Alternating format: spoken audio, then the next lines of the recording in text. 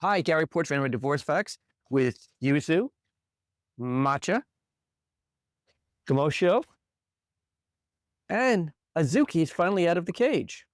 Now, we just had the 4th of July, and as a lot of pet owners know, that's a tough time. Particularly Gomashio and Azuki were really freaked out by the loud noises. We comfort our pets when they're scared of fireworks. But why do we overlook what violence does to children in those same moments? Well, that's a great point because with regard to children, the courts are very concerned about violent and explosive behavior in front of the children.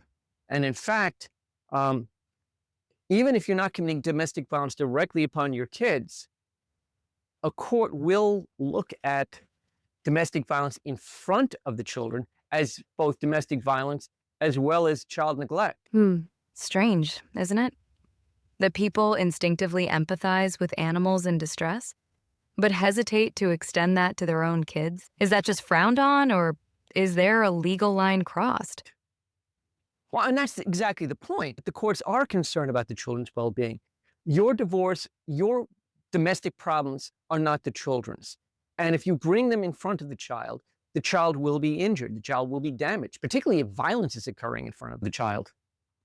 So even if there's no injury or arrest, just witnessing violence can be considered neglect? That's intense. And honestly, it makes sense. Kids don't need to be hit to be hurt.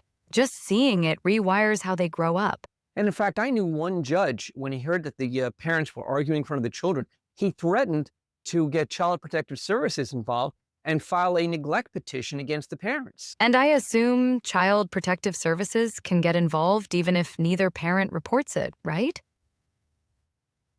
It's heavy stuff. But it feels like people still try to downplay it. It was just yelling, or the kids were in the other room. I think you've hit the heart of it. Yes, and in fact, let's say you have one parent who is being emotionally abusive, verbally violent, not necessarily physically, but physically could happen as well. Does that show up in custody cases too? Like, can a judge deny custody just based on this kind of exposure? The court will take that into consideration in an award of child custody and even child access. We take better care of our pets in a storm than some parents do in a conflict. That needs to change.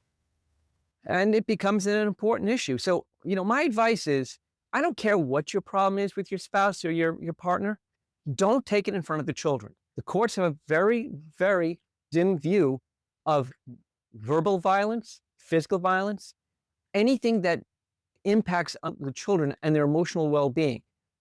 Your divorce, your domestic problems are not the child's. The child should be completely insulated from it. And if you don't insulate the child from it, the court may step in and take actions that you don't like. Well, if you've got any questions about domestic violence, child welfare, child custody, please give us a call at Port and Sava, 516-352-2999. Remember, at Port and Sava, we help you get on with the rest of your life.